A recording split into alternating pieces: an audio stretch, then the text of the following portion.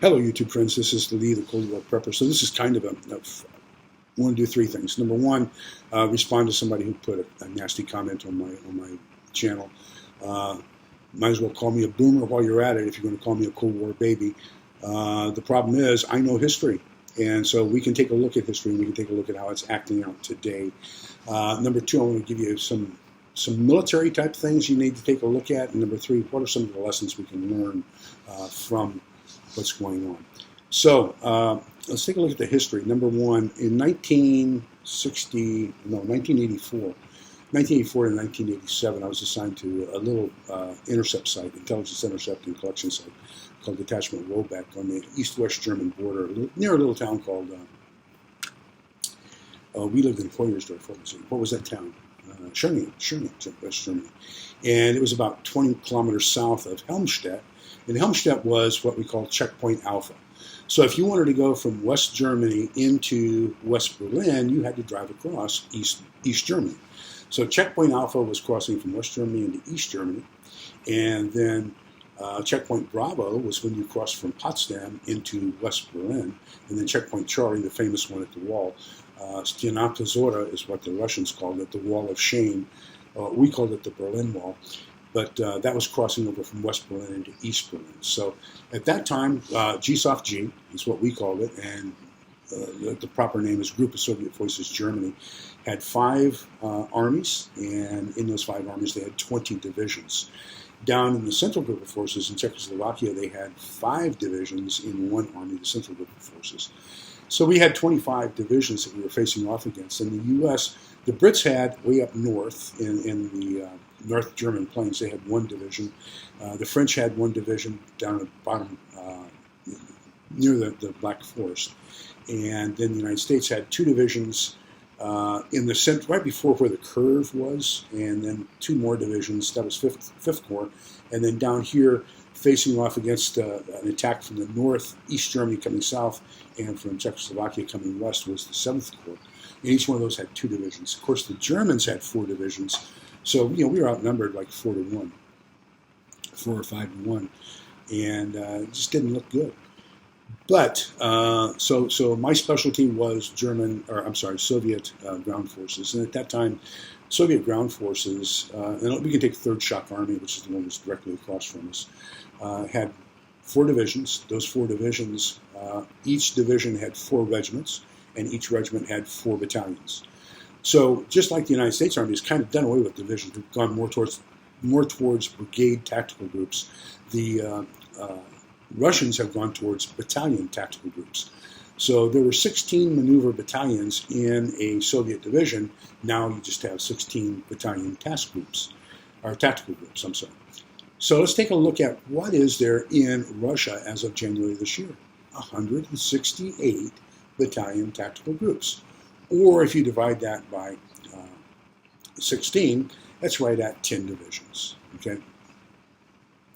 So they have taken, out of those 168, they've taken 120 divisions and lined them up on the border with Poland, in Belarus against the northern border of Ukraine, and then along the Dnieper River facing towards Ukraine, coming from the east to the west, and then, of course, what they had on the Crimean Peninsula, the Crimean Peninsula. And so now, of those, 3/4 of their military is now deployed in the area of Ukraine. And 1/4 is left to protect all the rest of Russia against any other incursions. Now, let me give you an example here. The United States, continental United States, has 4 time zones: Eastern, Central, Mountain, and Pacific. Russia has 11 time zones. From Kaliningrad in the far west to Kamchatka in the far east, there's 11 time zones. So now they've only got 25% of their military to defend that entire area because 75% is deployed against Ukraine.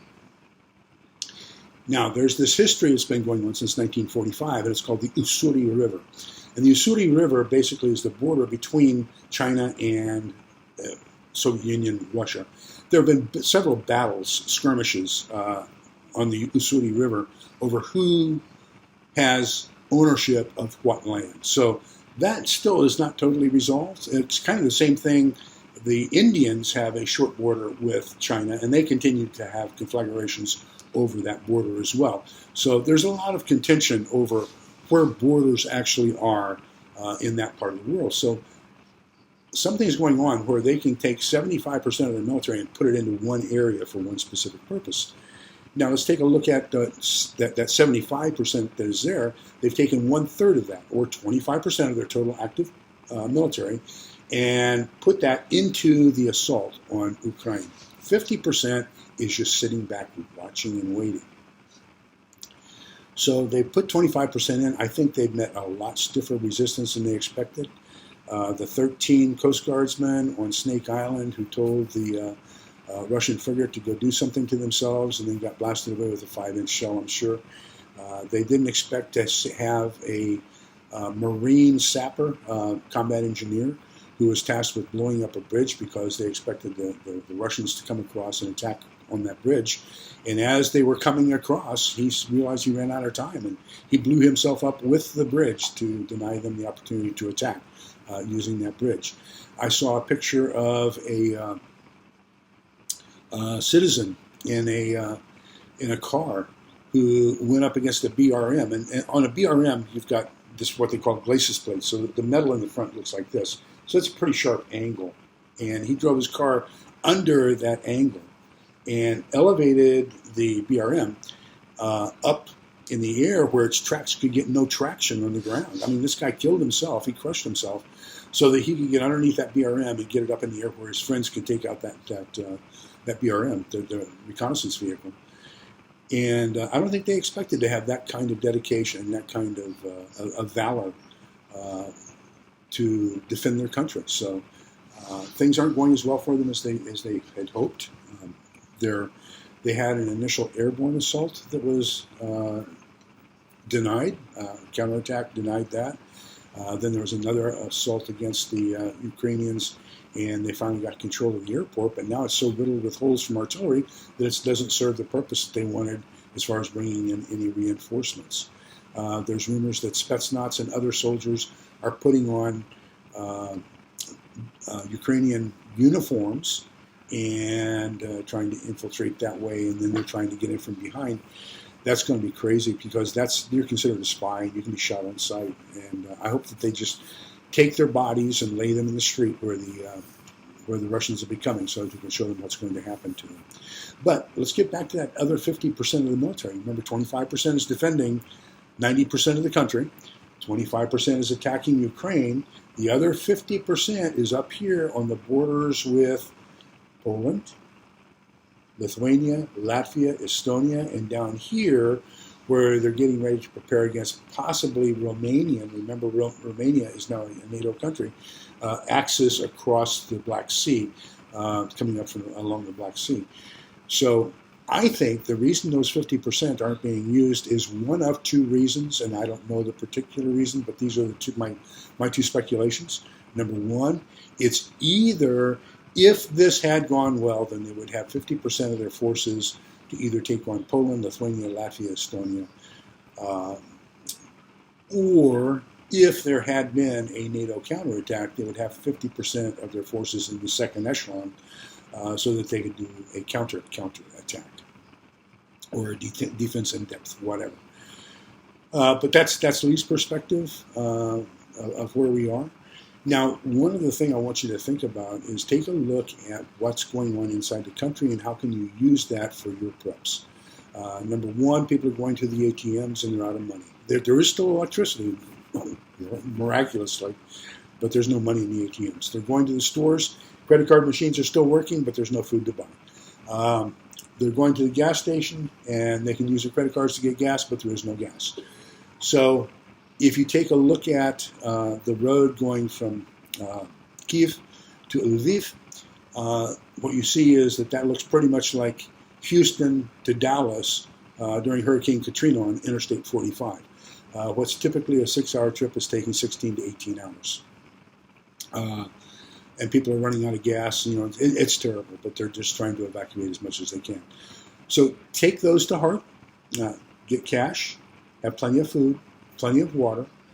Precious metals would not be bad to have at all at this time, because you're going to incur some sort of currency exchange. How much are the Ukrainian currency going to be worth as far as trade if that country no longer exists, and that's all you have is that currency when you get into Poland or into Romania or in Moldova.